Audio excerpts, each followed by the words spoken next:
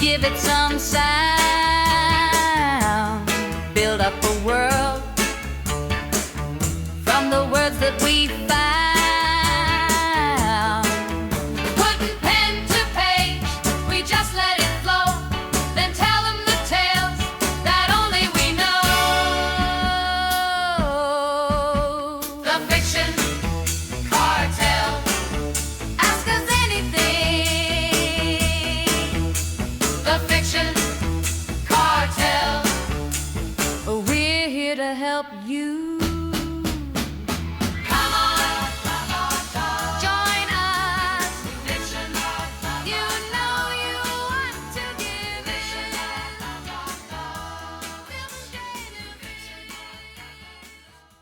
I'm Okay. gonna stir this now so I don't make noises later. So I'll mute. Totally okay. All right. Let's see. I think we're good.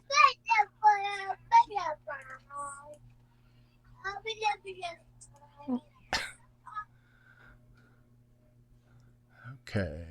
I think that's... I wonder what's going on with my camera. You look fine. No, I mean the frame rate is what I'm worried about. Oh, So I'm watching everyone else move, and it looks like I'm moving in slow motion, and I don't know why. Let's see. Let's see. you look like I feel.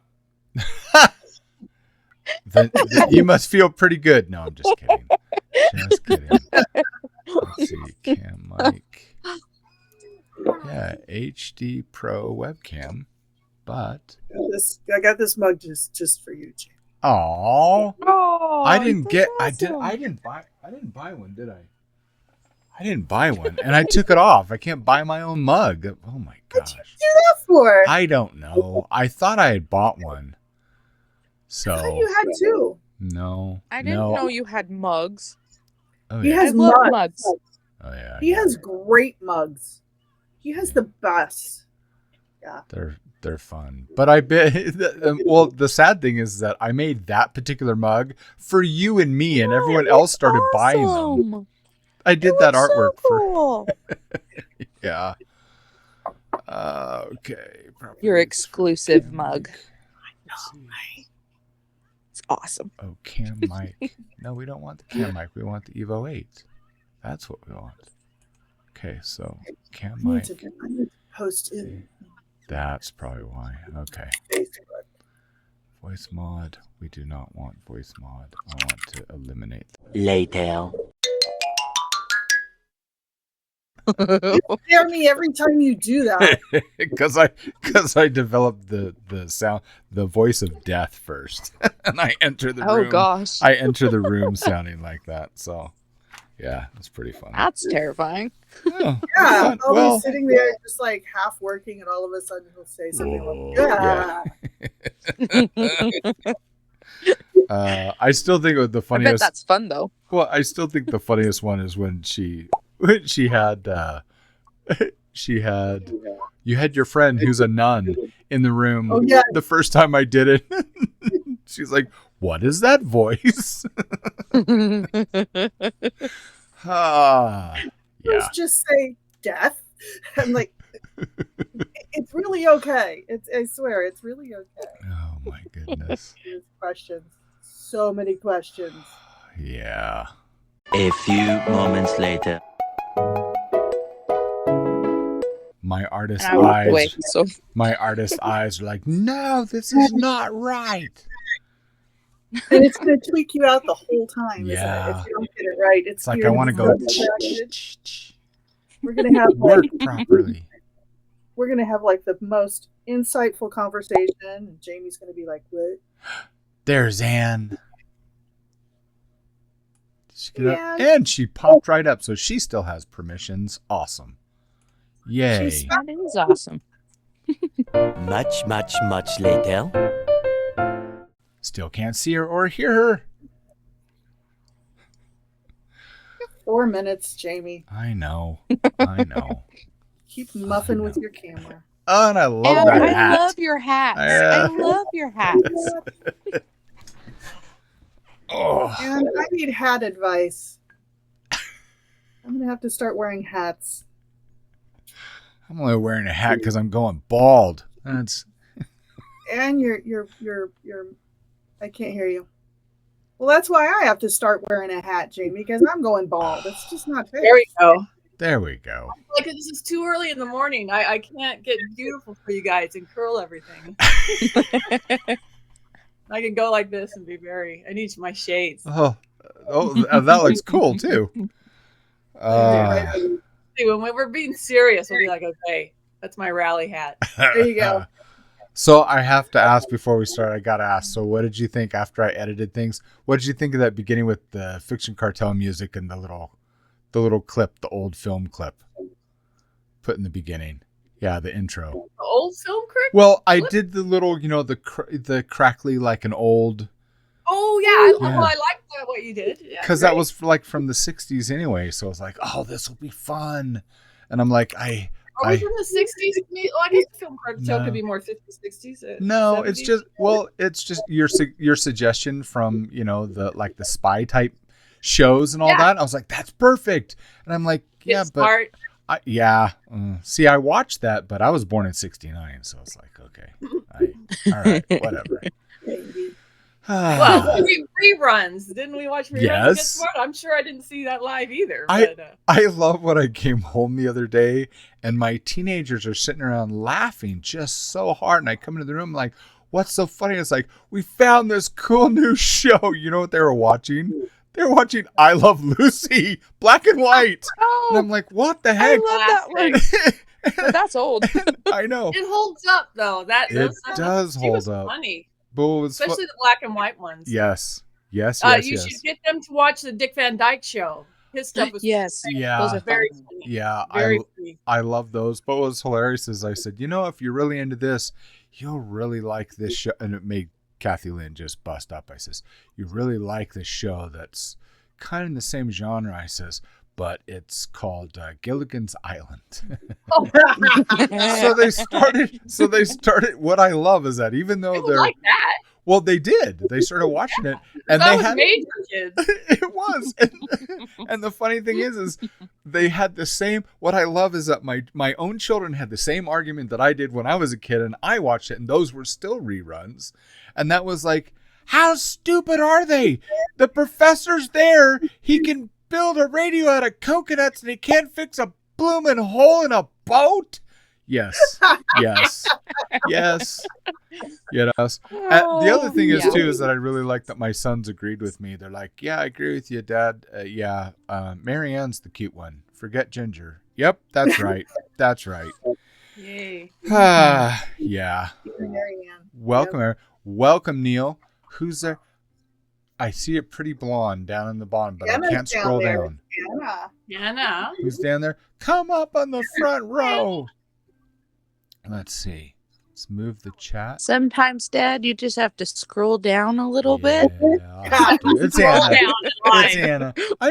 I'm trying to make this like it's It's a never great going to be lesson. perfect. It's never going to be perfect. Okay.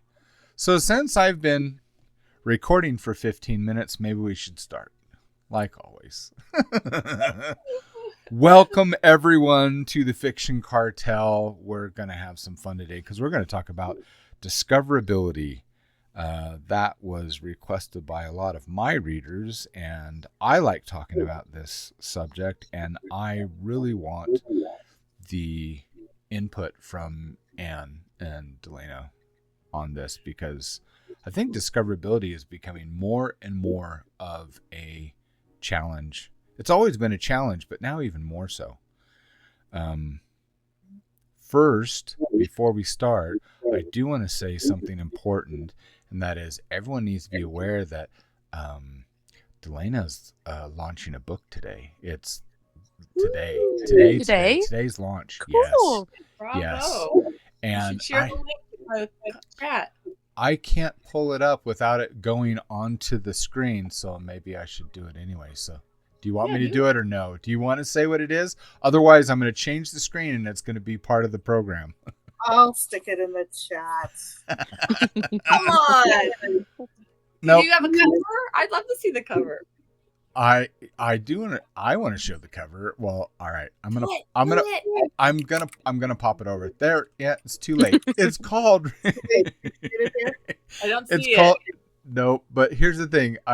You can't see it. Oh, should I share my screen? Should we do it that way? Let's do it that way. Yeah, Let let's me see show your you. whole Let's do desktop. this. Let everyone can Oh, see no. how this works. Yeah, we're gonna do this. Okay, so let's see. This is it my view? And then we do no. It's share. That's what we're doing. Share my screen, and I'm going to share reflections. There we go. There. Now you guys can see what I see. And so Lisa's book, Delena's book, is Reflections from the Mirror: A Journey into Art, AI, and the Creative Soul. And she will put a link on where to buy it, and we'll It's like this small in front of my picture, Yeah. which is totally Well, fine. I can enlarge on Yep. my you screen. can resize it. Yeah, you can resize it. Just Oh, pull it oh. and resize There it. are little arrows on the side. There we go. Yeah. Oh, thank you. Okay, Absolutely. Learning how to do things. And I'm going to call out Anna. Anna is the artist who helped me with that cover. Oh, Awesome. I Oh, love that. Very nice. Yeah. Because Lisa sent me, she's like, what do you think of this? I was like, no. And then she got to this. I was like, oh, that's lovely. And by the way, I'm making a plug. I know there's so many people that are just going bat crap crazy over AI for whatever reason. I'm not on either side. I'm like in the middle going, wow, I want to step back and draw my own pictures. Thank you very much. But I had so many questions. And isn't this book a collection of the articles that you did? Yes. So And that's it. It's all questions and things to think about. And yeah. And I love this because those articles helped me so much because I was so lost. Everyone's just going crazy and throwing things back and forth. And they're like, what do you think, Jamie? I was like, I have no idea. I don't know what you guys are talking about. So, yeah.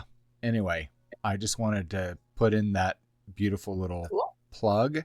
And we'll put that in the chat. And when I do this as the playback, I'll make sure that I put it on the page, a link where you can go and buy that. I feel a lot smarter, and I can not hold my own in a conversation with AI, but I'm not stupid about it anymore. So thank you. I appreciate that, Delaney.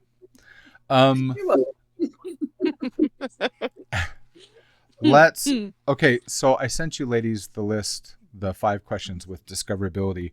I'm curious, is there any particular out of the 5 that you want to cover? Well, I think we should cover some of the basics first. Okay. So we're all on the same page about discoverability. Okay. Like, are you ready to be discovered? I think is a pre-question to it. Just for those, because a lot of times we want to jump into stuff too fast, and when we do that, it can be painful if you're not ready. So please be ready before you try to get discovered. But define ready. What's ready? I think you need more than one something to sell. Because to me, discoverability means that you're ready for people to consume your work. I know that a lot of people jump in with one book, and then they find it so hard to do that you can't really grab an audience with one book. I mean, to me, am I wrong? And that to me, I want to be discovered when I'm there, consistent, or okay, I'll add to it. If you're consistently posting stuff, that's what I was going to push. Okay, yeah. So consistency will be the word for the day, maybe. So yeah, so you need to have. So if you're serializing on a regular basis on Substack as an option, then I think you're ready to be discovered. But if you're doing like one something and then walking away for months because life demands you to do that, that's fine. It just means you're not ready yet to be discovered. So don't make it harder on yourself, because to try and fail makes people never try again. Well, let me ask you a question. Let's take that and put a twist on it, because I've been someone who I just jumped in from day one, because I started with comic books back in 2004 and then went live on the internet in 2005. I only had 3 comic books out by the end of the year, and I had readers in 60 countries. 750,000 people came to my website. So they thought it was ready. I didn't. I was like, I don't know what I'm doing. So here's the twist. What if you are like what I was doing with my comics? I have no idea what I'm doing, but I'm going to make all the mistakes in front of everyone and see what everyone else thinks. Well, I always feel like, and maybe Lisa feels same or similar, but if you warn people of what you're doing, okay.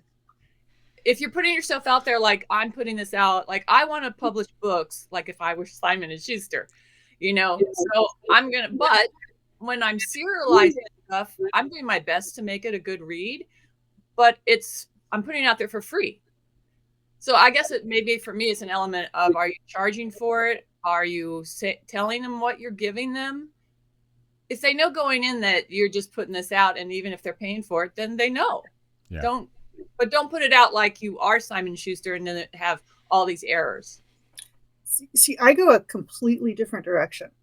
Okay, that's good. I'm not opposed to what you're saying, but with what I've been doing is I'm always starting from the tech aspect. And so I talk to people about, once you get discovered, those people funnel into a bucket, right? And I think, Jamie, you may feel this. If you don't have your bucket in place to capture those people, if you're not getting them on a list somewhere or getting access to them, it doesn't matter whether you get discovered or not, because you've got a hole in the bucket. Yeah. So I often start people getting ready for discoverability by getting that bucket in place first. And then, you can experiment and do all of the things when only a few people are watching, so that you're ready when you're really ready. One of the ones I love to talk about right now, because it's so fresh, is the lady who did Assistant to the Villain, right? She didn't even plan on being a writer when she got discovered. Yeah. Oops. She was just doing some fun TikTok videos. And then her fans demanded that she write it. And she's now traditionally published and winning awards and all of that. And she uses World Anvil. So, what can you... Yeah. Well. I think that's a great point. That is definitely another element of it that a lot of us, you're right. So like I started out, I was just publishing ebooks on Amazon. So I'm obviously not getting any, I have no bucket. I don't even have a hole in my bucket. Mm-hmm. So thanks to something like, I did try to do the catch emails, send out things in your book. I would say that doesn't work. Just FYI. If you put like a link in the book saying, get this for free, whatever, and so that you get their email, that don't work. Substack works as far as getting email. It's a great bucket, isn't it? Great bucket. Great bucket. I am trying to I'm trying to hand everybody I can that bucket right now. Well, so I have one more thing for this topic. Okay. And it's like, who are you wanting to discover you? Because writers go in there, sometimes it's readers, sometimes it's agents, sometimes it's editors of publishing houses. So I would say you need to know who, because you do different things for different groups. So if you're thinking you can do one thing and catch all of those people, you can't. So you'd be disappointed. But just, I don't know if you want to talk on that, but there are different things you do for those different people. Yeah, because I completely agree. I've gone to a totally different, I don't even know how to explain it. You know how we're told, you need to know who your reader is. You need to know the age. You need to know the genre. You need to know. And I just kind of sit there and I just nod and I'm thinking in my brain, oh, poo, whatever. No. Because a lot of the stuff, the majority of my successes have all been from, what the heck just happened? How do I figure out how that happened? I don't know why that happened. And it happens often. Why? I want to be able to duplicate what is going on. No. What I can duplicate is my personality and the way that I interact with people and how I want to affect people. And so that's what I started focusing on. And then the results continue to grow and grow to be more consistent, if that makes sense. So I I started with, we're talking about being ready. I started with, I wanted to have an idea that was big enough. And again, I'm a huge Terry Pratchett fan. So Discworld and all of his stories, how they're all connected, even though they're different genres and different characters and different storylines, but they're all in the same world. I wanted to do something similar so that I could continue to write for the rest of my life in a world that I just loved and could just continue to develop. And I figured that's a simple concept. And then when you start trying to do it, it's like, crap, this is so big. It's complicated, right? But during that, I also realized it's not just books. I have books, and I have music, and I have games, and I have all these things that are seeds, and they appeal, like my Go Smiley game, for crying out loud. I made that for my 2-year-old son.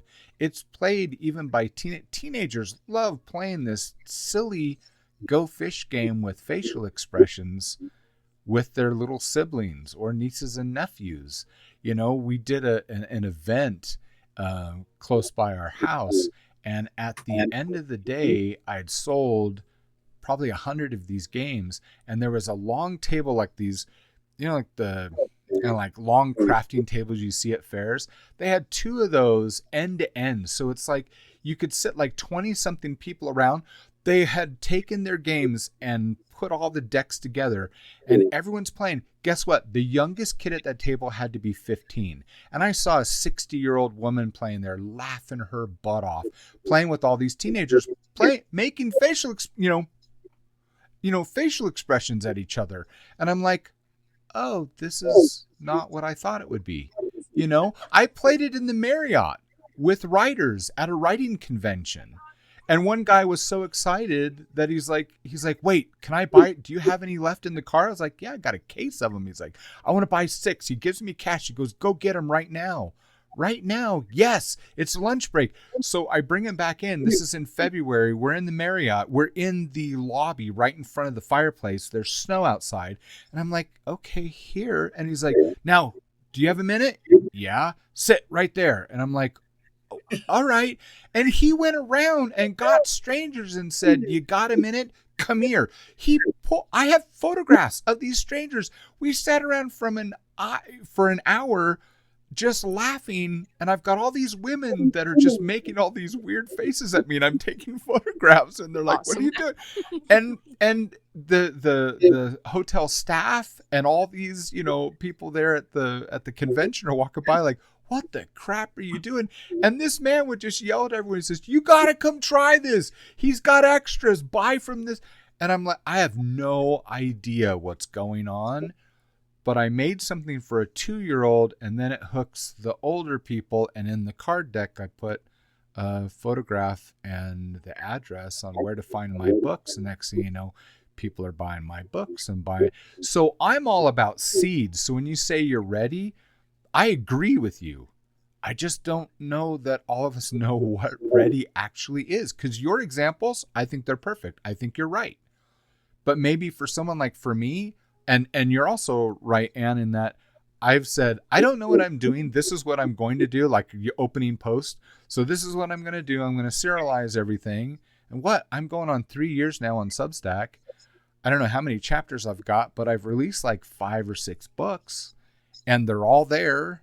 And I still don't know what I'm doing. I'm just having fun. Well, I think you're doing what comes natural. I guess what my point is, don't consciously say I'm putting myself out there until you have looked around and see if you're ready. But the other way is the way you did it, which is, I think, the best way to start is to say, I'm going to please, myself, because I'm also a fan of what I'm doing. So I'm going to find other fans like me, and I'm going to please the people in my life that I see how what I can do can help them. And then that can naturally grow. That's why you need to be a fan of what your genre is. We're all basically genre writers. And the other thing in your story, I just want to say this. The other thing in your story, Jamie, is you found a super fan. Yeah. That's all you need is one. You found one. Oh, you mean the guy in the hotel? Did you that his was name? I have it written Did down. you let him slip through your bucket? Oh no! Oh no! Oh no! No! In fact, he was one of the people I He think was a bucket. he was a bucket. He ended up pushing and getting me on some panels, writing panels later on. So Fantastic. yeah, so that was. No, I have his name, and he's actually in my phone. He was like, no. We need to. No, here's my number. No, I have a text number and all that. It's just. Well, see, here the thing is, you were out there and discovered by someone like that because you were out there. So I guess I've been out there all my life. but a lot of writers don't go out there. So I know that is hard and that's a barrier for some, but maybe there's other ways to slowly get out there. But you know, it's like if I'm just going to sit here in my house doing my writing and I expect that guy to come knocking on my door, I'm not going to have it. And that I wonder if that's most people. I won't name any names, Jessica. So, you know, that just want to sit in a corner and go, because I was that way when I was doing comic books. It's like telling my dad I'm 14. I'm like, Dad, all I want to do is I want to work for Marvel or DC and draw comic books and stay in my room forever. And they just send me my paychecks and I'll be happy. And he's like, he just laughed at me. He goes, life doesn't work that way, boy. It does not work that way.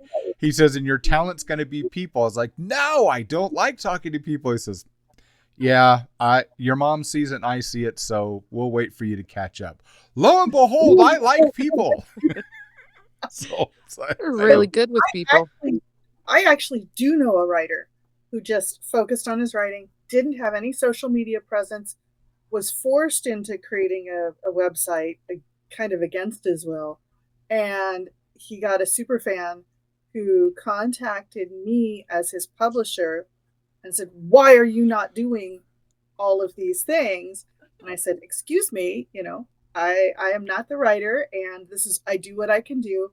And he said, oh, well then can I do these things for him? He was a marketing exec. Really? Oh yeah. Wow. Best-selling book. Yeah. Fantastic. Wow. How did he find the book? Just somebody handed it to him. Right. Well, this is like that thing what Jamie said last time. You You know, never you know. talk to somebody and they talk to Amazing. somebody. Yep.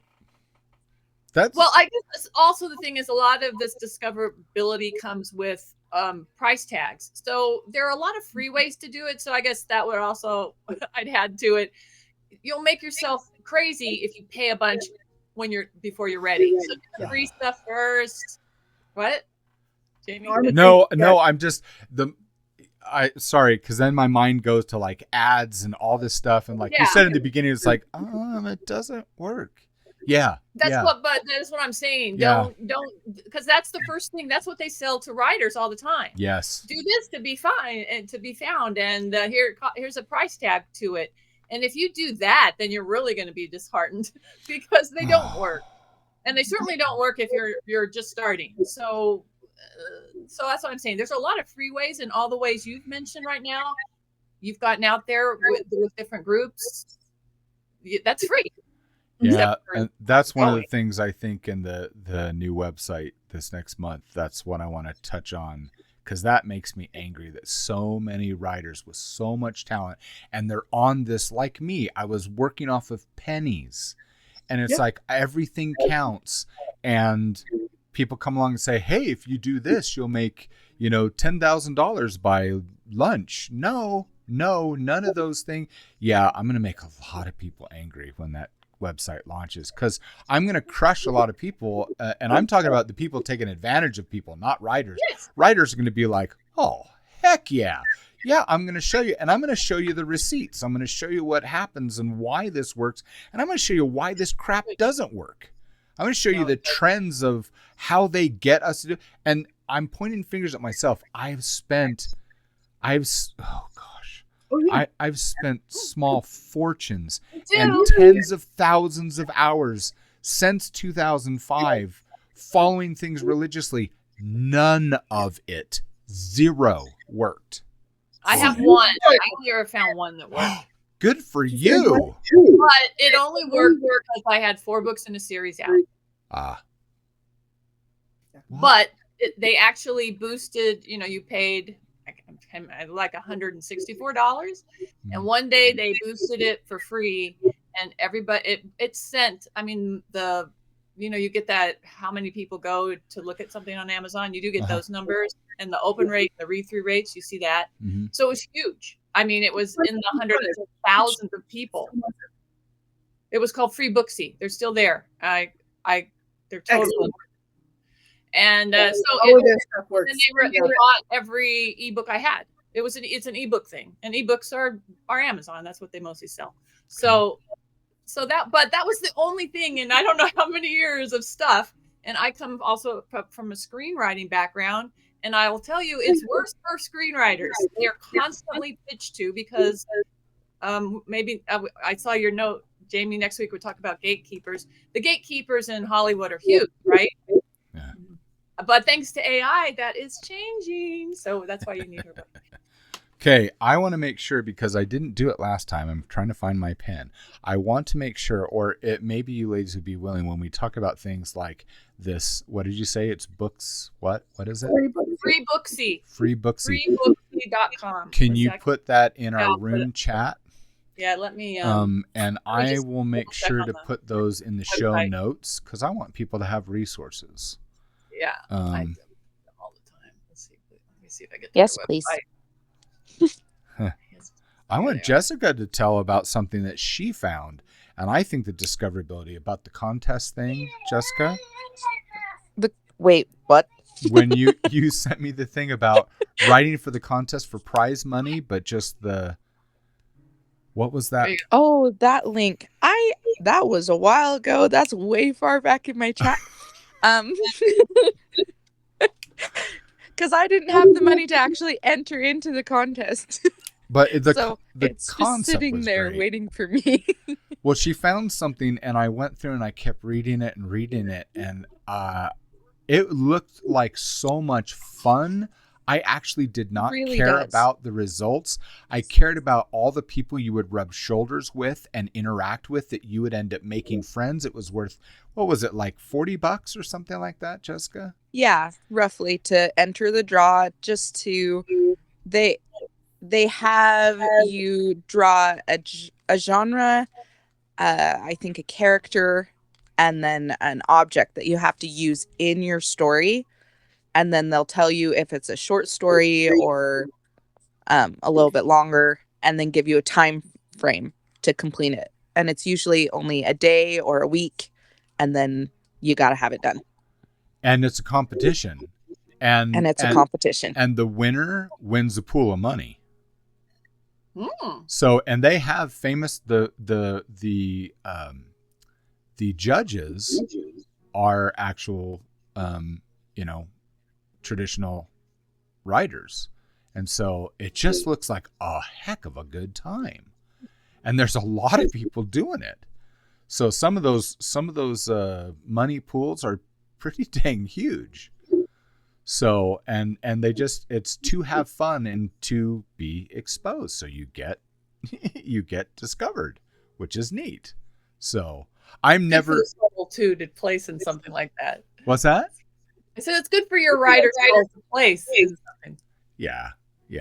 I'm also going to put up the Biblio board. I think I mentioned them last time. So it's a way to get to your online local librarian, and it doesn't cost anything for them to review your book and put it up there for free. Awesome. I don't know how you discovered on the site, because I went to the link they sent me. They accepted one of my books, and it's like you'd have to know where you're going. You click the link, and then I'm on like the third page. So whatever. Talking about that. Has anyone heard of any rabbit hole that you've gone down? Because I know we've got booktubers, and what do they call them? Like book talkers on TikTok. I don't know what they're called there. Book talk. Are they called book talk? It's called book talk, yeah. So these Instagram people has one too. But for me, most of the momentum that I got was all from book bloggers, and I know they're still there. Yeah, they still do like free book tours when you got. Are you doing any of that, Lisa, for your book coming out? I'm not. I've had mixed results with book reviewers, and I think it's just because I keep falling into the ones that are fake. Yeah, it's hard. I There's agree. a fake platform out there that is it's just really meh. And Jamie, you sent me that link one time of the good ones, and I still have to find somebody who would do it. This particular book is particularly difficult though, because a lot of people don't want to touch that topic. They don't want to talk about AI right now. Yeah. That's too hot. Yeah. So Well, that I makes also, sense. by the way, put Written Word Media in the chat. That is the parent company of Free Booksy. And everything I've seen them do so far has worked at least partially. It's Really? they're very reasonably priced, which is They are. weird in this industry. And so I like that whole company. Isn't the fussy librarian or something like that part of it? I feel like, I don't know. I remember when I did Free Booksy, it also went out with that. I think it might be. Yeah. There's some Well- good folks there. They are, and you should go on Free Booksy anyway and sign up and be on their email list to get the free books. Yeah, because they send out stuff daily. If you like Kindle, Yeah. I agree. They're affordable and they actually deliver. And they seem to actually care about both writers and readers, which so many of these programs They're not. do not care about either. Huh. That's exciting to hear. Because I've got a few places that I know that have my I don't trust anyone, but they have my confidence because of their performance. Just like for resources online, still my number one go-to. I don't see anyone ever coming close to beating them, and that would be Kindlepreneur. Even though I don't focus on Amazon, just the things that they teach, and it's like more than 95% of their whole website and everything they do is all free to writers. You could literally get a full, education just using their website and reading their articles. They're fabulous. They've always been. Dave Chesham is just amazing. So Let's do a quick little pop quiz here of if people that are here live, put it in the chat. How do you find new fiction to read? Oh, that's a good question. Let's find out, because this is how you find out how people do it. Put it in the chat. Well, how do you find your new fiction? Okay, which one of you ladies is going to be in charge of chat? I can't do chat. Lisa is, because I can't read it. I'd have to I'm between glasses. All right. So we've got Instagram. Anna, Jamie was recommending, I believe, Kindlepreneur. Kindlepreneur, yes. And then she says she generally finds new fiction in the writers groups. Yeah. Really? Hanging out with buddies. Yeah. That would be like what I do. I get the majority of everything now. I don't look stuff up anymore. I get it personal recommendations, because you have, friends or family that like my brother Jordan, if he likes a book, I know I'm going to like it. So when he finds something new, because he gets it from coworkers, and I'm like, that sounds like a stupid book. And he says, no, just try it. And I read it. I'm like, that was awesome. Yeah. Joseph says word of mouth, still the number one way to sell books. Oh, yeah. Doesn't have time to read. So if I'm going to read, it will be where people tell me it's good. Yeah. Hey, Anna asked a question. She said, Jamie, which Kindle site did you recommend? That was the one I was. Oh, did you? It's Kindlepreneur. Oh, Yeah, Kindlepreneur. So. Jesse. What is that, Jesse? She searched for something. Sorry, I was trying to find the link to that writing battle. That contest. If you find it, So we will I make think- sure we I will put think it in that's there. it. Well, so No, Is I it? put that link Okay, in there. I can That's see it. that Lisa's going to, because I'm seeing the screen flash on her glasses. What does it look like? Is it Okay. it? Is that the Good. right one? Good, good. Because that was Thank you for amazing. that. I've been wanting that. Ooh. Because I know people who are in it, and I haven't done it yet. Oh, really? Thank I'm you. going to do it. Because that just sounds Well, like, I don't care if I willing win to or do lose. it, but I'm. It just sounds like Does it have fun. a cost? Does it cost? Yes. Or is it? Yes. And I Yes, think, I it think does have a You cost. to weigh A small in how one. much- What's your budget? Have a budget. oh, definitely. Definitely. But this, And the reason to enter is it's fun and you can win money. Winning Yes. money is huge. but having Looks something like reviewed there's, and have people like, feedback, wow. $35. Yeah, that's what I was excited about. The feedback I would get. That's good. That's a good reason. $31, $24. These are Wait, it's there's all different $35. prices? I didn't notice that before. Yes, there are different contests, different styles, and Oh, the more you change what you draw, which they only give you a limited amount of redraws, they'll take away how many times you change. They'll take away some of the what the fee. is it called? Yeah, something like that. Oh, Where you get a discount. you get you get a lesser price for more that you change and alter. Oh, Neil, So they read, can put you read in it. Neil's, Lisa. That's he's got. Yeah, Yeah. he says he gets his reading from Amazon or random hearsay, social media references, or independent publishers currently getting newsletters. Oh, Yay, Oh. newsletters. Yay for newsletters. yeah, yeah. You know, Well, I listen to Audible, so that's how I always do my books. So it recommends stuff, but I get on to authors I like and narrators I like, and I go look and see what they've done, and then you listen to the little excerpt, because with each one you can listen to it. Usually, if I already know the narrator, I'm usually okay with it, because sometimes the narrators are so weird or odd, I can't listen to them for a whole bunch. But then I also read the blurb. Blurbs are big for me. And if the story enters tropes you don't want, I'll pass. Sometimes I'm like, I don't know. But so I believe the description matters. yeah. Well, I tend to find books either through family members, and then if I'm just not finding anything new, I'll go to a library and I'll just browse, and I'll take a whole bunch of books back. Some where I read the back, some where I just thought that art looks really cool. I hope it is as cool as the art. I judge books by their cover too. So Oh yeah, covers are like the key. well, you can see this is a range of ways, and all of us represent, all these ways represent millions of people, what they're doing. It's true. That's so true. And no one said because I got a freebie. FYI. That's true. That's one of the reasons I actually don't do free anymore. I just don't. I don't. If I give away gifts, to me that's different. But doing the whole free like on Amazon, I haven't done that in years. I just don't bother doing that anymore. It's funny because it was my best friend, Andai, who had mentioned, he says, I'm really insulted by what you're doing on Amazon. I'm like, what are you talking about? And he says, I've read your book and I love your book, and I'm really sick of you giving stuff away.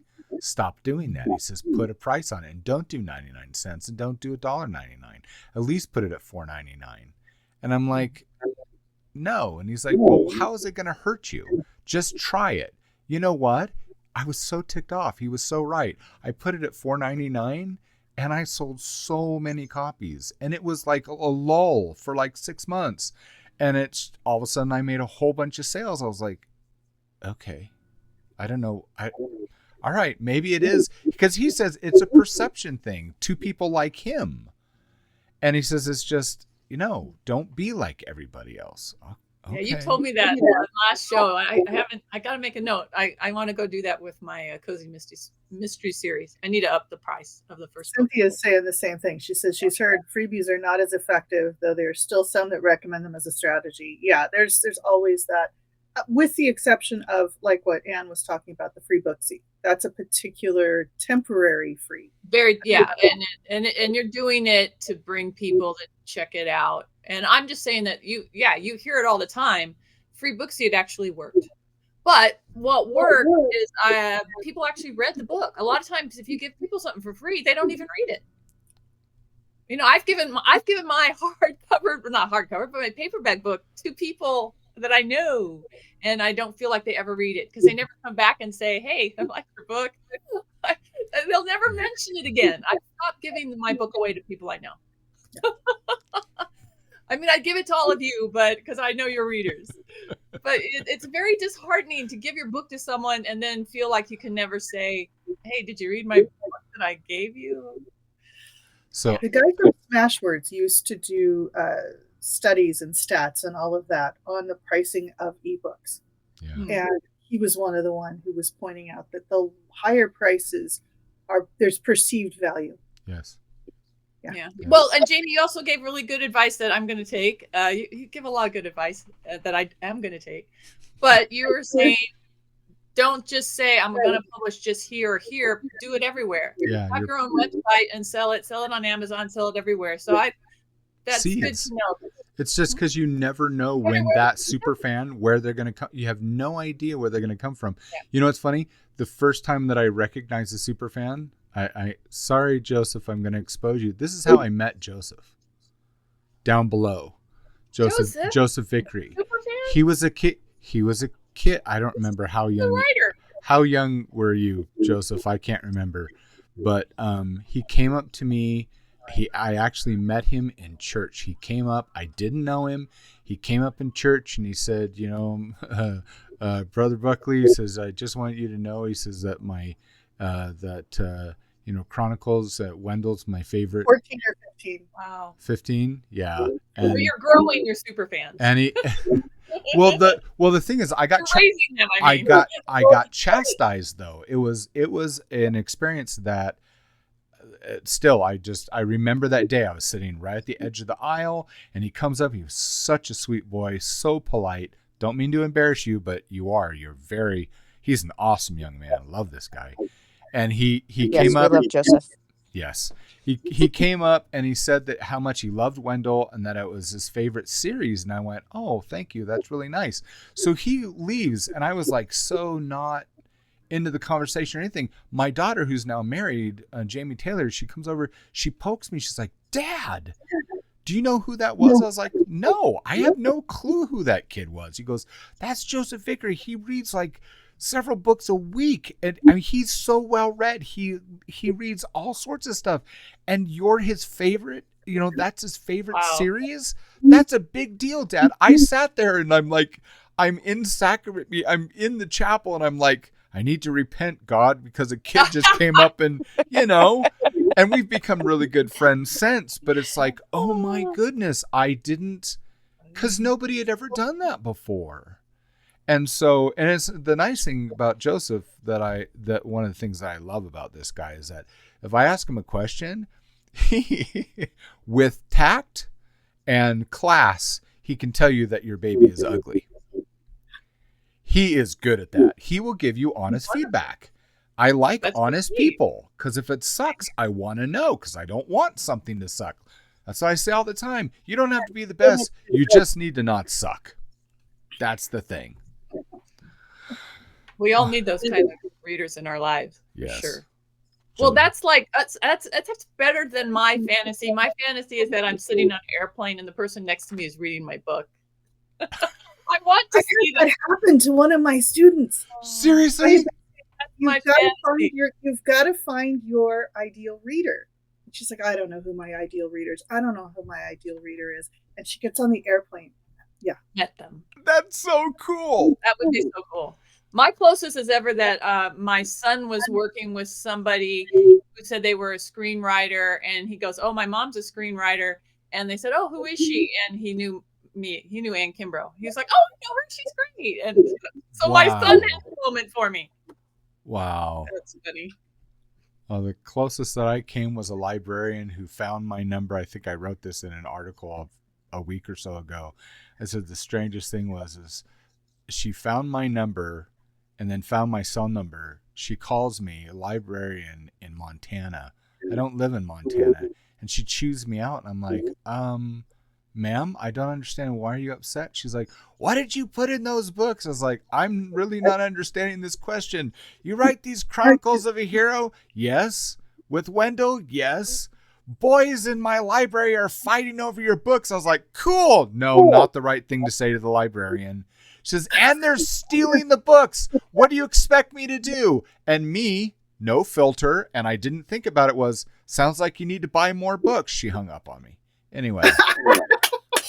But I was like, cool. It's like when I found out that, they were stealing like 25,000 copies of book on Pirate Bay. I was like, yes, people are stealing my books. And my wife's like, wait, what?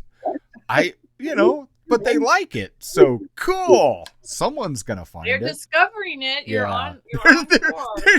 You're there's your discovery thing. You should figure out how to get your books stolen. Oh, Jamie, that's a thing. Is it for real? Yeah, that started in the music industry. When piracy started being a thing, the music industry is always a little ahead of the writing industry. They did a study, and the more books were stolen, the more books were sold.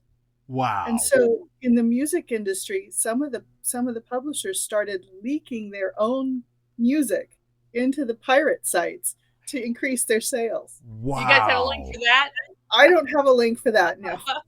How to get stolen? That's a different episode of Fiction Cartel. Yeah. But I can't remember if it was here last time or not, but I did also find out from someone who was an indie author who did have his book stolen on the Pirate Bay, and he put a little thing on his website in the side column that said, if you acquired this by some other means, and forgot something, and I don't remember the phrase, but it's like, and forgot to pay for it, you can now. And he made like tens of thousands of dollars. I did it when I still had a website. I made a bunch of money too. People came back and it's like, hey, you'd get $3 or $5 or whatever. And it just kept coming in. I was like, well, that's kind of cool. So, hey, that's a thing too. So let's all go on the dark web and start sharing our stuff. All right, no, don't do that. All right, moving on to one question. I do want us to get to cover. Okay. It was number 4 because I think we've been hitting some of these, but it's about going small in a niche. Boy. To find an audience, and because I think this advice is out there a lot. But I don't think you can do it for the sake of doing anything. If that's not if you're not small, that's like an Amazon thing, isn't it? To me, that's an Amazon category thing. So Can be. I don't know. I've never purposely ever said I'm going to find the smallest niche because I'm writing what I want to write, and I am combining genres. So does that make for finding a niche? Well, if you find the people who love your stuff, and you find that they have, like, if you find them all in a little space, then Well, if you're with me, they're in a little space. time to go deep, Sorry. right? That would be time to go and play into that group if you know that there's a group that loves you, right? Right. We're not saying go find firefighters that love witches and warlocks. Right? Though that would be cool. That would be very great niche. I like just write. I know. Yeah. This is one of the things that I go, yeah, no, that's not a thing. I guess it's a thing for everyone else because it works for everyone else, or they're lying, which unfortunately I'll have lots of examples in the future. Yeah, it works after the fact that someone could go, oh, you find someone that did. I did this on purpose and it worked out. I don't believe it. Yeah, see, Anne, I think you just nailed that. That's what I mean. It's like Monday morning quarterbacking. And I think sometimes marketing versus writing, which is 2 different portions. And so it's like after you've written what you love and what you have your passion for and what really sparkles, if it connects with a group, then great. Right? Exactly. Yeah. Oh, Joseph. Joseph says, so would you say it's better to go for a niche than to go broad? I've heard this before. Just curious on your opinions. I think we're saying the opposite, but I don't know if going broad's a great idea, but you've got to write what you like. I write mysteries, so that's the broad, but every one of my mysteries is different. I have historical, I have FBI and dark magic, I have time travel, so where's the niche? Which one of those is the niche? The niche is the passions of Anne. There you go. There you go. That I can totally agree with. For me, it's write the thing that you love, create the thing, and then you're going to find your readers after. That's what I do with my they will come. something like that. As long as you like zombies, as long as you funnel them towards you. No, doing Field of Dreams. I know it's Field of Dreams, and I'm thinking of a zombie game. So my thing here. Sorry. If you write it, they will read. No, it's like with the comic books. What I realized, I'm doing the comic books because I was too chicken to keep pushing towards Marvel and DC as a pencil and an ink artist. And so I made my own comic book, Wanted Heroes, started as comic books. So I make the comic books, I do them traditionally, I digitize them, make them as PDFs, sell them online, first person to do that online, before all the companies. And I was like, nobody's going to buy this. Who's going to buy this? And at the time, I think comic books were up to like $3.50 each. And I'm like, this is insane. I want to go back to the dollar comics. So I sold them for 97 cents. And I remember the experience when I sold my very first one. It was not to someone it was their very first comic book. Wow. And not only awesome. that, she was 56 years old. And I'm like, wait, why did you buy the comic book? She says, because I've never seen something like this on the internet. And so I thought I'd download it. She goes, and I read it, and I really like your story. And I'm like, wow, we became the best friend. She became my advocate for like almost 5 years. She got me into so many doors. It was ridiculous. And in fact, I have one of my secondary characters is all completely modeled after her. And in fact, I still have her voice on one of my original commercials. But here's the funny thing. I remember that day when I was working on the next comic book. I think I was uploading the next one. And I got that ding because I use PayPal. That's when PayPal was just barely getting started. So I remember getting that notification. And the thought that went through my mind was, if I can find one person or one person buys it, I bet I could sell 1 million. I bet I could. I have no idea where, but that'll happen. And within 6 months, there were like over 500,000 people that come to my website. We had, remember the old what is it, PHP BB forum boards that they would talk on? Oh, yeah. So easy to hack. Yeah, you're too young, man. Anyway, I'm not too young. I just wasn't there. So I had I'm only those. older than you are, Lisa. So I hide it well. I'm older than Jamie. I'm older than Jamie. Well, Everybody's maybe you and I are the same age. Well, I'm 4, so You hide it whatever. Yeah. I tell people that I'm 65, and they're like, "You look good." Thank you. I appreciate 65 that. is young. Yeah. Well, I'm 56. age. That's the point. I tell people I'm 65 so I can feel better. No, but what I realized with the comic book there is that, first of all, digital and nothing has changed with our books. You know, when you were talking about ebooks, I still think that's the best way to go. Do I buy paper books? Absolutely. And I love making them, and I love hardback books. That I've got Coomer's book here. My eyes are getting so bad. I told him I'm never going to crack that open. I have to. I can't read anymore off my phone. So I'm going to read that book. But He has an audio book now. I gotta get it. You don't do audio. Well, No, I do audio, but I. We'll go. Yeah. Well, make Well, your point. Sorry, I interrupted you. The Remember your point. thing here is that I realize at that moment, wait a minute, if I made a comic book, and this is completely crosses over with our books, is that if I made a comic book and I digitize it and I put it online, it can stay forever online, meaning I never have to make it again, and I can sell it unlimited numbers of times. And that's the same thing with our ebooks. Same with the ebook. You know, even if all of a sudden there's no more paper on the planet, you can still sell books, audio books or digital books. So I just think I think we not only shortchange ourselves. I'm convinced, I have no proof. I'm admitting this. I have no proof. However, I watch enough trends and I watch enough patterns that I believe this. And that is, I think a lot of people in the industry and a lot of people who have been or had a taste of success and then lost it, which is why they do courses, by the way, is they put these seeds out there to manipulate this to get us to be more needy rather than you have a lot more options than you realize. Because I know that to be true, because I'm this freakish anomaly that I don't, when they say, you know how I leaned over to a young man, it was my nephew that I talked about, Justin, on Sunday.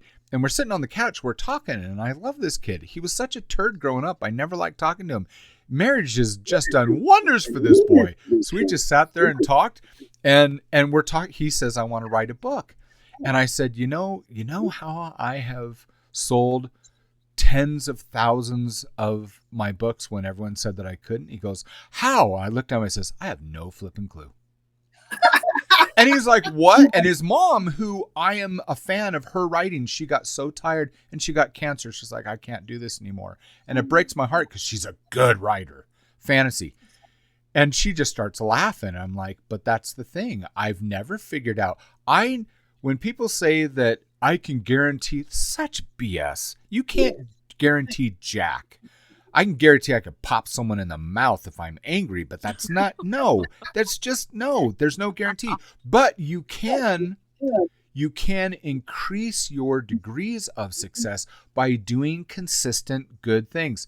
And Lisa's nodding because she knows I know this, and she has been encouraging me to stick to my guns for almost 4 years now.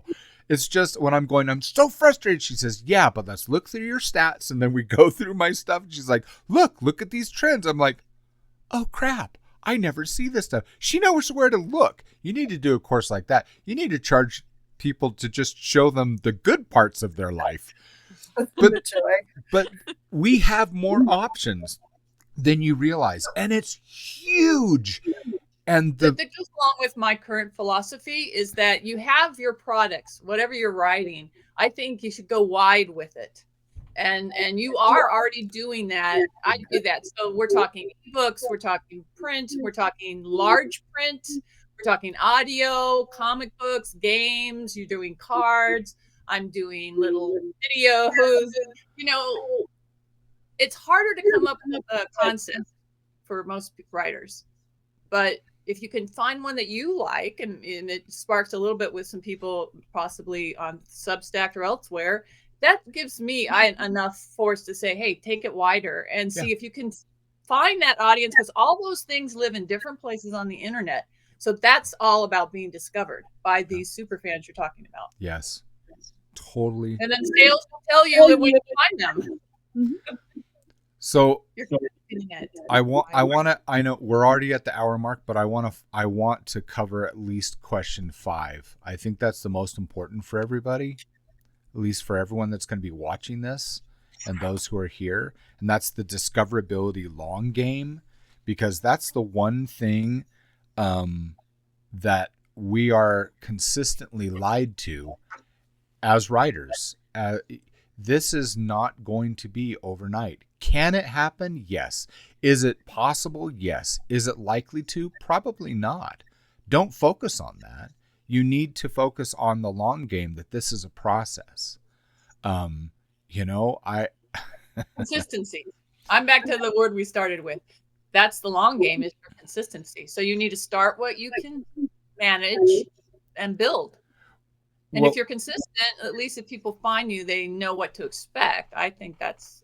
Well, I agree with you. I would say there's an and to that supports what you're talking about. Because you're absolutely correct. I totally agree. There's no but. There's something else to it, because I don't know that many of us can be consistent if they don't understand what sustainability is.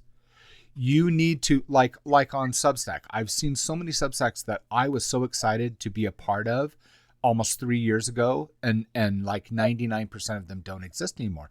I still love what Substack's sending me. What did I get this week? It's like, congratulations, you've published consistently for 119 weeks. I was like, cool. I just download it and keep it. You guys see it on the Monday Morning Coffee. I just put that at the top. It's like, woohoo, another week, but that puts you in the top 1% of publishers on Substack. The consistency you're talking about. But these other sites that stopped or dropped off is because they didn't figure out what they were capable of sustaining with their current life. Lisa knows her. I you know can't myself. start at 100%, and a lot of people do that. I've seen that on Substack when I first entered. There were some people, they jump in, they're doing their writing, they're commenting, they're running contests, and then they're gone in a week. And you're like, well, why did you try all that? They burned out. Yeah, they burned Exactly. out. So yeah, your consistency needs to build. Don't start at I'm doing it. I mean, when I started Substack, I had so much fun. I consistently put something out every week, an installment of a story. And at one point, I had 2 stories, and then I backed off and said, "No, that's not really smart." I finished one of them, and then I'm like, one a week is enough for Anne. But then that gives you the room to add to it as you see fit. So like when I put out my Darkly serial, it's just gone from sort of finishing one story, so basically one book, into the next one. So I've rebranded it for the next part because she's on to a new adventure. And I added, I don't know if you guys saw, I did these video teasers for it. I did a music video of the last story, and I did all those. And I don't know if people like them or not, but it was another way to do something and it was fun for me. I really like, I like going into that area of the AI. Sorry, people that hate AI. For the record, I really liked the music video. I really did. Thank you. Oh, I I did. attempted that because of the music you were putting out. Because I'm like, Sweet. See, that's something we need to tell people. It's when the story, so fun.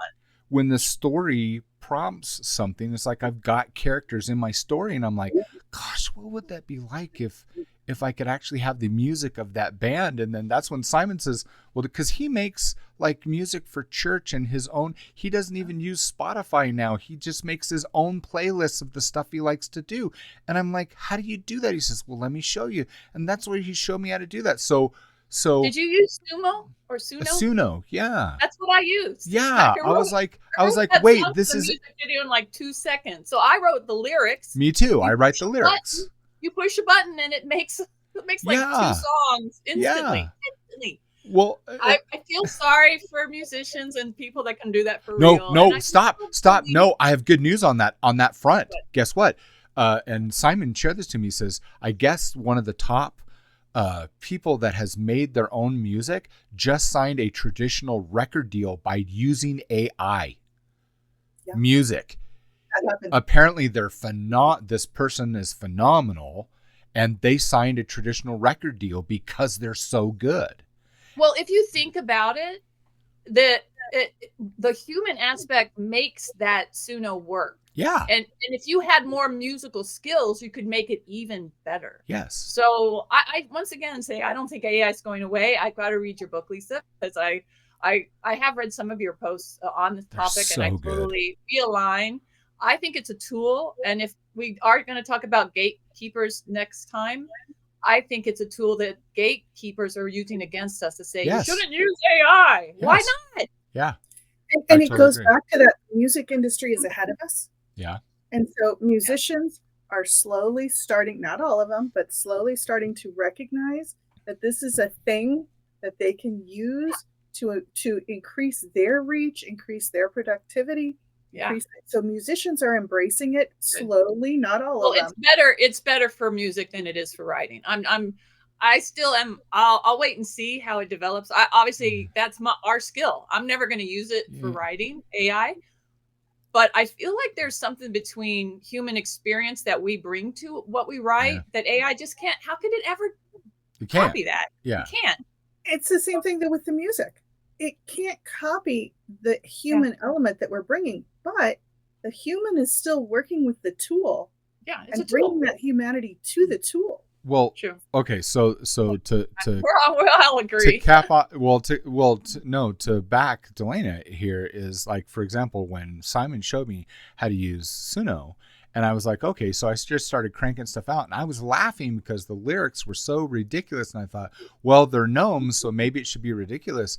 And then Simon comes home from work, and he's like, okay, well, that's kind of funny, but everyone's going to know that that's AI. That's all that. He's like, you write poetry, you're a writer. Why don't you write the lyrics? I was like, I get to. He's like, yeah, you put it in this little. I didn't know. I didn't know. So he shows me the box. I don't know this stuff. So he's like, he shows me the box, and he says, just put it in here. And I was like, Oh, wow. So what do you do? Did you So- give it some prompts or something to say what yeah. kind of Well, lyrics you wanted? kinda. And, Because I wanted it to described the match characters. Okay, I wanted it to match what was my storyline, which of course AI would never know that, so that's why Right. I wrote my own lyrics. Right. But- And so he says, no, so write your own lyrics. I was like, oh. And then he says, look, Dad, you can also request like the beats and things. And look, the only thing that I play is Spotify. I don't play instruments. I don't know music. I don't. You're laughing, Jessica, but you know this to be true. All of my daughters, I do. they sing I don't play instruments either. and they, So. so you're all good this singers. stuff. But then what I did is I wrote that, and then I get from the rest of my family, well, what are these beats and these things? So I would do the prompt and put that in there. And I remember I had hit success when my son came home and I said, I really like this song. Can I play it for you? I didn't tell him that I made it. He goes, wow. He goes, that was I love that. He says, who did that? And I said, I did. No way, that was AI. He goes, I couldn't even tell. And I was like, that's when I started releasing them on the Substack. And cool. I was like, and I've what sold version did you albums for need? crying out loud. I've made money selling albums. I thought at first, where do you sell them? I thought at first that you had hooked up with some musicians because I'm like, is this real? But then that's the thing. But that's the I thing. did the same. I played the first song I made, I made in like 2 seconds. I actually wrote the lyrics pretty fast just because I guess it was fun. But I played it for my husband and he came home and he was like, oh my God. He could not believe I wrote it when I told him well, it's hard to say I wrote it. I wrote the lyrics. Yeah. Yeah. AI wrote everything else, and all I did was say, make it indie rock or whatever. And I gave it very few clues because I didn't know how it worked. Really? And I liked Did you say you produced it? So I produced it. Yes. I did. See. You're right. It's producing music. That is what a producer does. I had a gnome produce mine, so yeah. No. So, when I got it all, Alter ego. and Jessica, I think you've heard the one that I did for your mom, right? So one of my dreams, you all know how much I adore my wife. And the one thing that I really feel bad is that she's so musical, and I always wanted to be able to serenade her.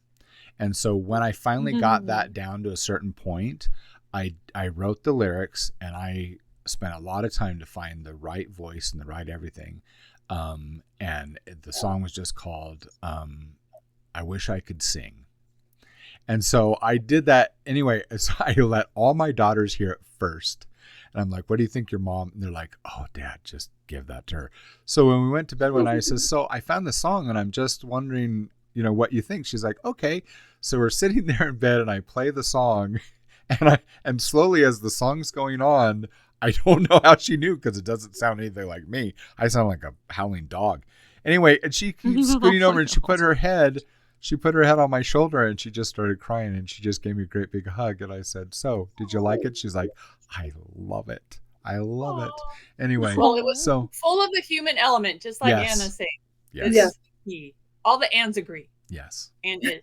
Oh, good. And adjacent. Then it has to be true. And I do have a group called the Sherlockie Ands. If you're ever into Sherlock Holmes, you should join us. All Ands are welcome. Anyone that wants to be. Oh, you can too, Lisa. Got it. Awesome. Lane, you got the. I also said if you have the letters in your name that you could actually spell Ann. Yeah. Oh, You can AYN Ann Rand. How do you say? So discoverability, it's a long game. Take your time. Make sure that you can sustain it. I was laughing as you because Lisa knows first 2 years I was consistent, but I knew that I could publish 5 days a week, and I did for 2 years. And I'm going to teach everybody, if you want to do that, I can show you how you can do that, and it won't burn you out. Well, consistency can also start with going and finding people and commenting. Yes, On Substack, just be part of the conversation. absolutely. People like- That's a powerful way to go, because then you really end up is. making those new friendships. That's brilliant.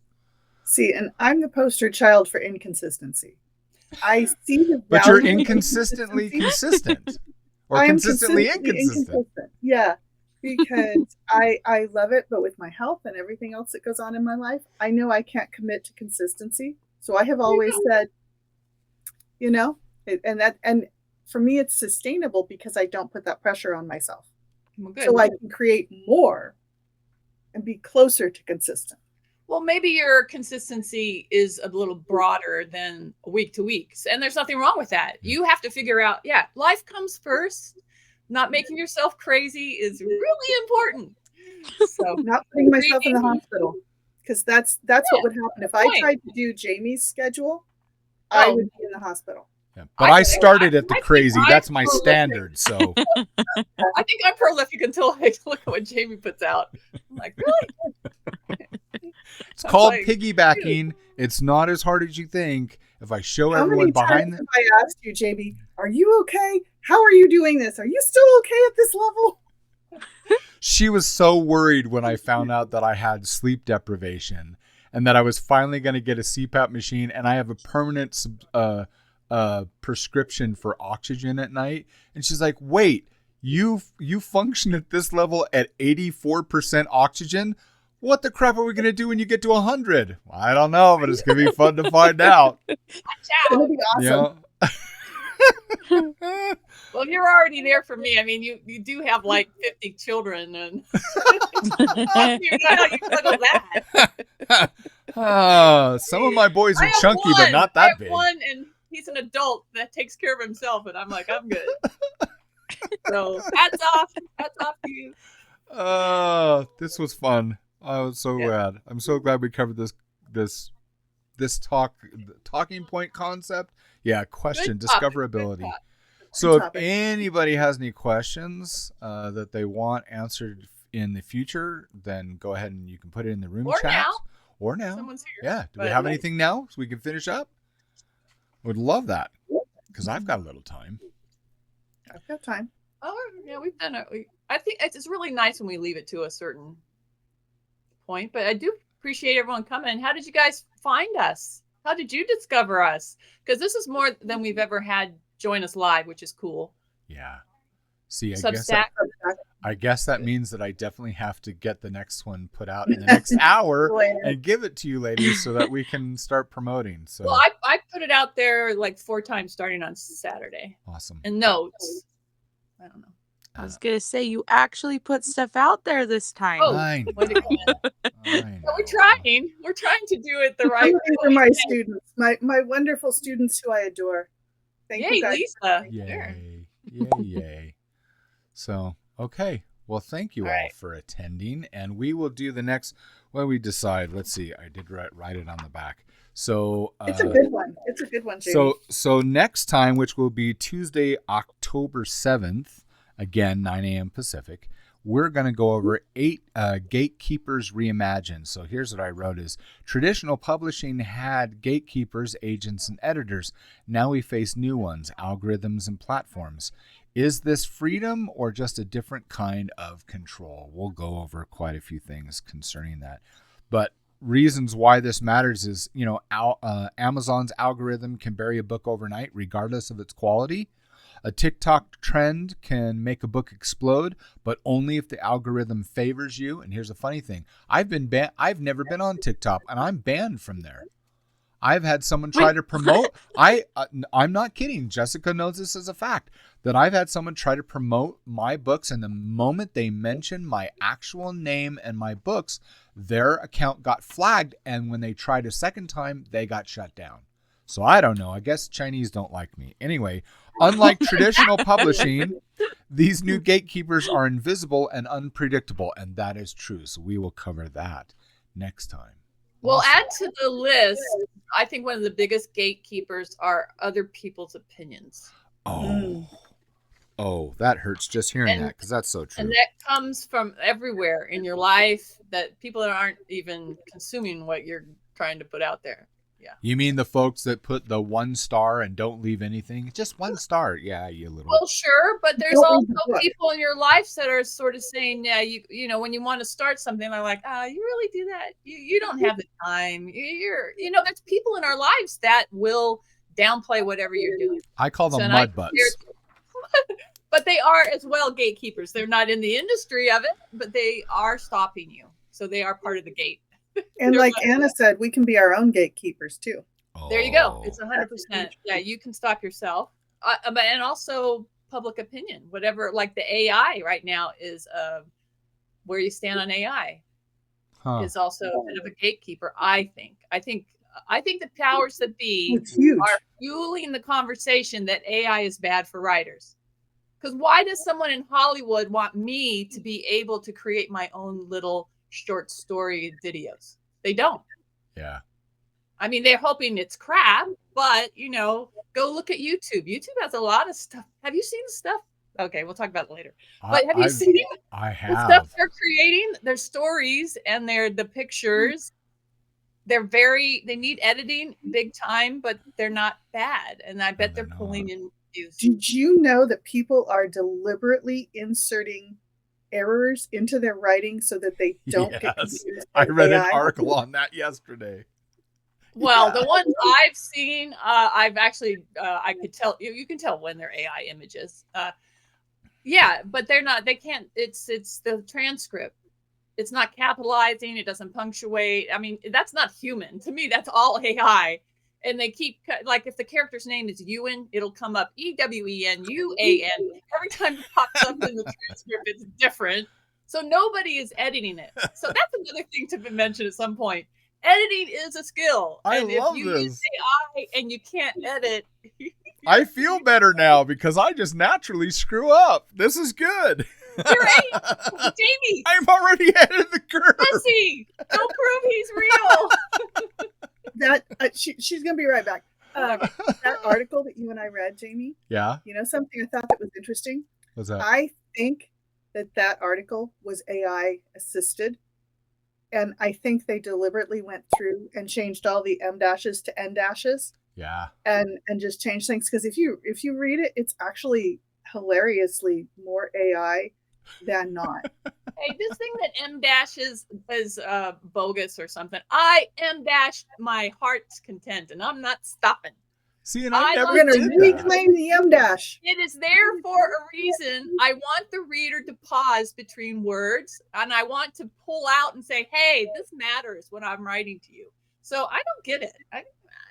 All of those things that they say are AI tells. And I saw this one video saying real writers never do that. It's like, oh yes, they do. Oh, but only All the New York business Times writers did. bestsellers. All business bloggers did that. How do you think they train the AI on that? Yeah, That and that's habit the is thing. from The all AI the business studied bloggers. all of this material. It said this is the most popular material. These are the techniques Yep. they use. Yep. And so it uses those techniques. Yep. Well, I don't think anyone would read any of our stuff or anyone here and think we're AI writing. I just don't. I mean, because you can tell. The funny thing is even when they do it, Lisa and I talked about this, is that when they, and they even have machines, I think one of the reasons why they're doing this, again, no proof, just watching patterns, and that is the machines or programs that they put it through to, quote, detect AI. Both Lisa and I have had instances where it's just us and we put it through and it says like 90% AI, and I'm like, what the crap are you talking about? And you try to put some of the patterns in of AI, and then it says it's more human. I'm like, your computer, all your stuff's screwed up. They don't work. It's like, I just smile and say, prove it. My kids, Dad, gnomes don't exist. Really? Prove it. Can't. Yeah, that's right. Be quiet. Frankly, yes, they do. There's a lawsuit right now because Is somebody left a review and said, this is AI and here is how you can prove it. And they stated it like a fact, not like their opinion. Wow. And it wasn't AI. And so the writer is suing them. Good. Oh, good. Well, but the thing is, if you weren't a writer and you used writing or you use the AI to write something, all you have to do is go in and edit it.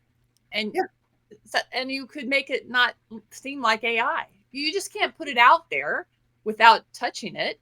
I don't know. Which seems like I super said, lazy now too, on top skills, of using. Yeah. Some people can edit, some people can write, some people can do them both. When not, we do AI. Okay. Who's saying what? You like. Anna says, those of you using AI as support, which do you like? ChatGPT doesn't like how I work. Well, from what I've read, then you need to tell ChatGPT to shut up and give it its directives. Is that what they're called? Directives? So prompts. I don't know. prompts. I would Yeah. Well, I'm not using it to write. So I use a lot of AI, but it's for NIM video. I'm making videos and I'm making images and I'm making music. So none of those would be.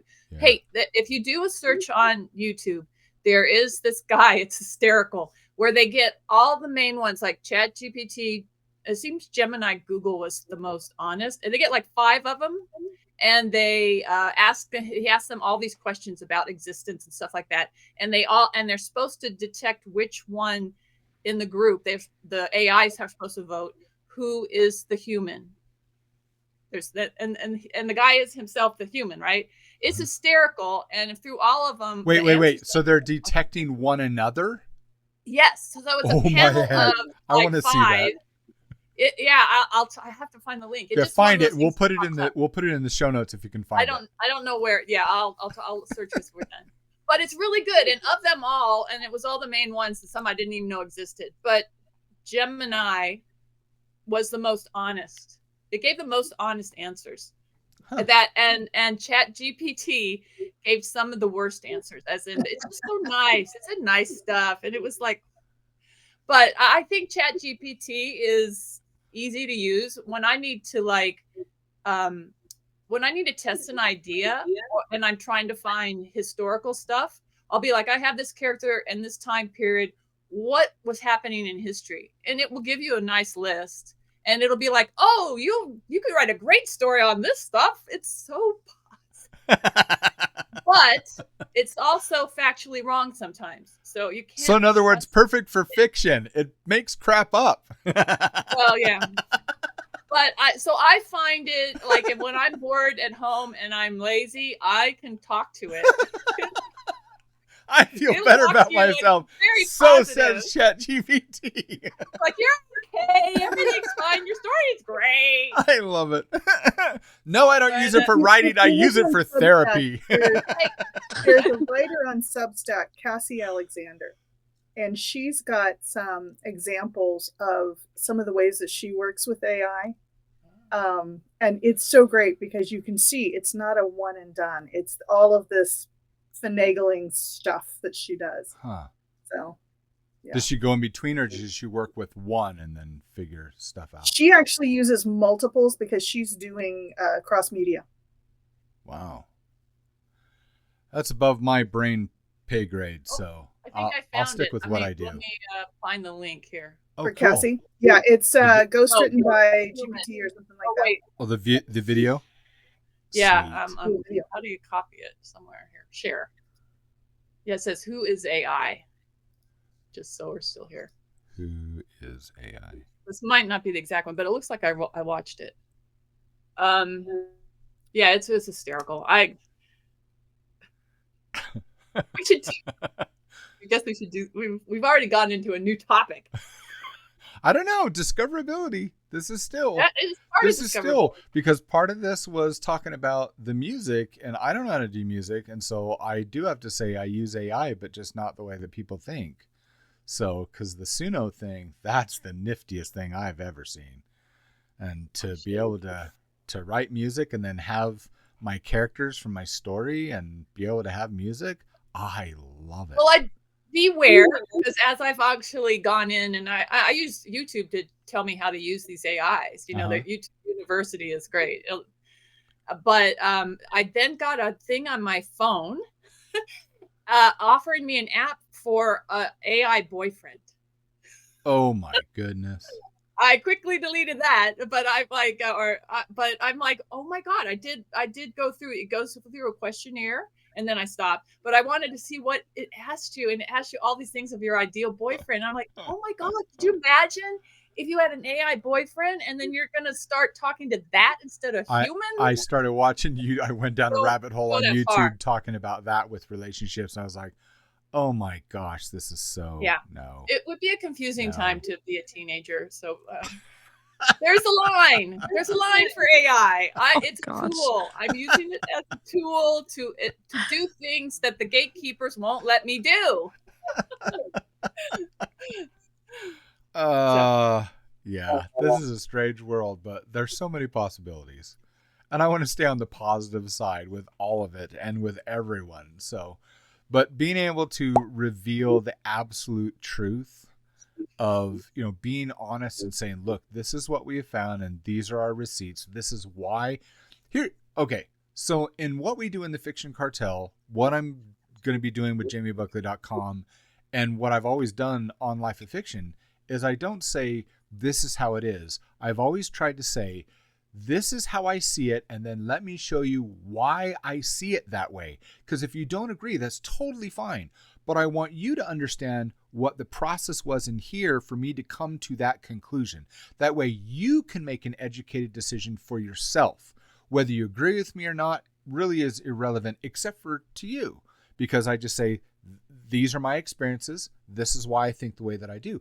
That's how I like to communicate with other people, because I prefer, like Dennis Prager used to say, I prefer clarity over agreement. I at least want to understand you so I can be respectful and kind and stay within the sphere and not invade your space, because I don't have to agree with you. We're still humans. We're still friends. We're all different. That's a good thing. That's not a bad thing. So in writing, I really want every single writer to be able to make their own choices and tell them, no, that's not a thing. They don't get to choose that for you. Let me show you how you can get around that, because that's not a thing. That's definitely not a thing. And that's why, maybe that's why Chinese don't like me. I don't know. I like telling people, you have these options, because if you don't choose, it's going to be chosen for you. If you don't act, you will be acted upon. So says the universe. Well, I think it is nice to say that all of us here are speaking from our experiences. Yeah. So this is that's all we can share with you. You have to make your own experiences. But we all have a lot of experience. I won't date us except to tell you that we all remember dial-up telephones. You remember that? Remember that long in the kitchen? You had the one phone on the wall that had the long. I did AOL.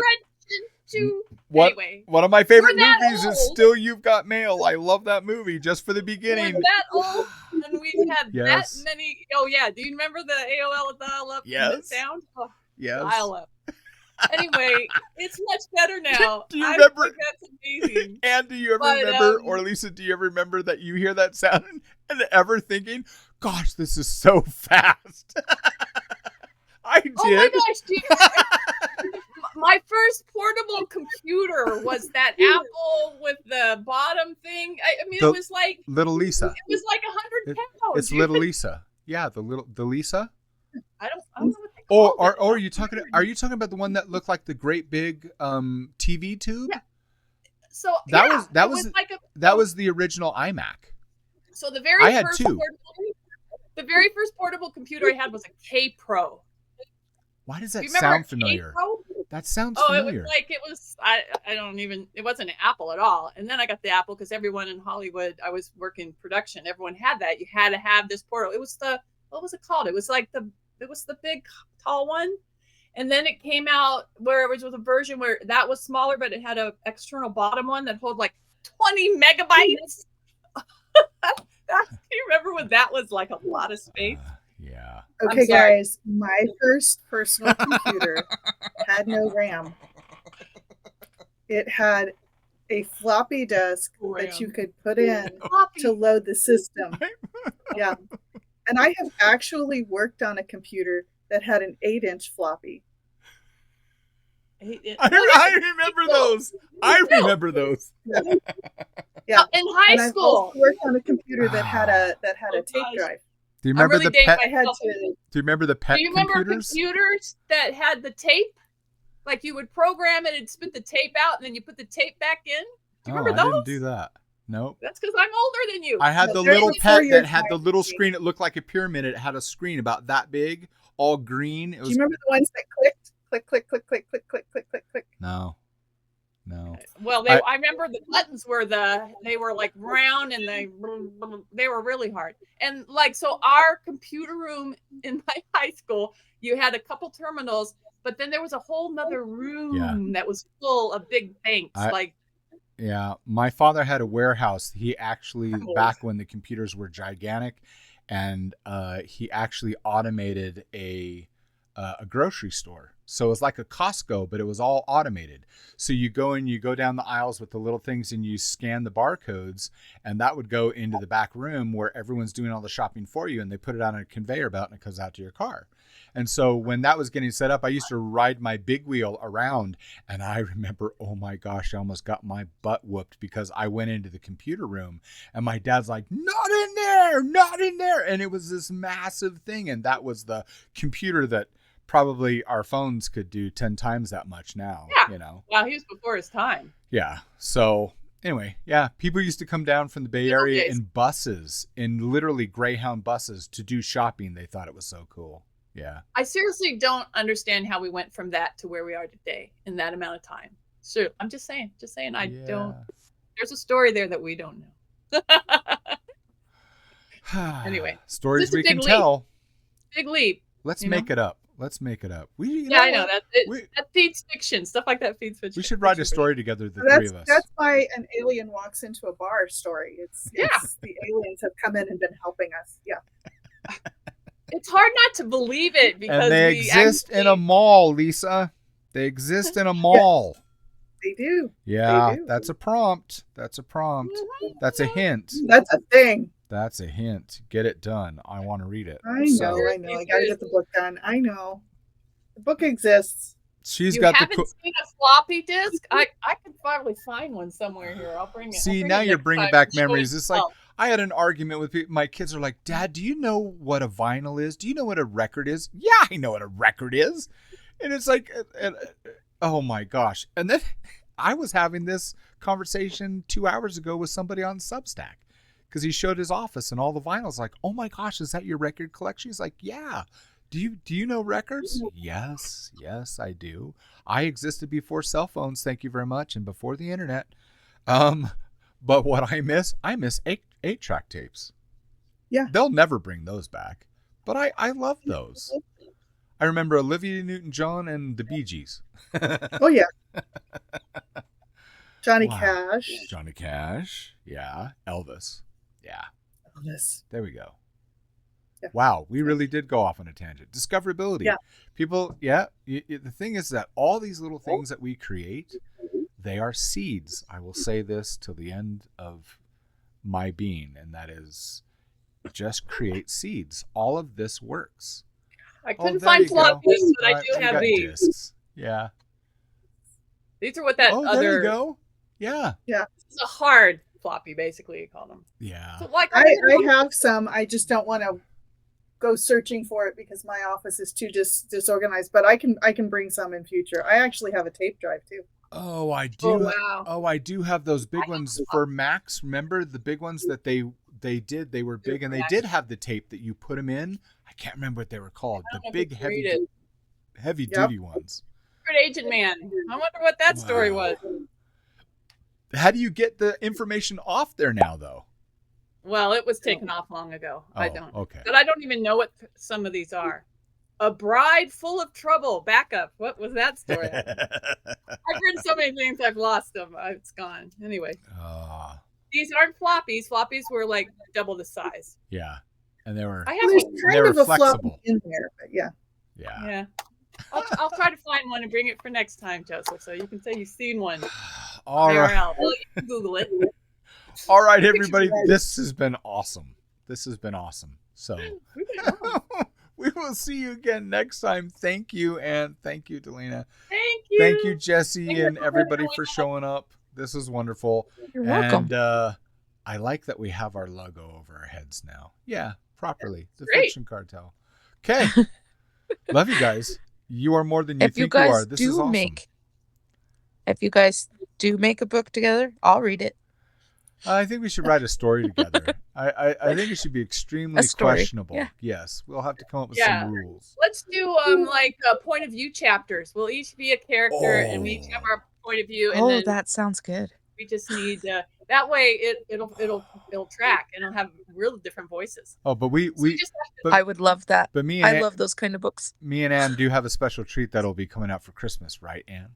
Yes, well, I'm waiting for you. As soon as you do the voice, I'm waiting for you to record what I sent you, and then I'm going to do my thing. Oh, you got to send me another link because what you sent me the setup for something, and I didn't see the thing to read. So I sent you the Dropbox link so you could download the MP3. Oh, it's in there.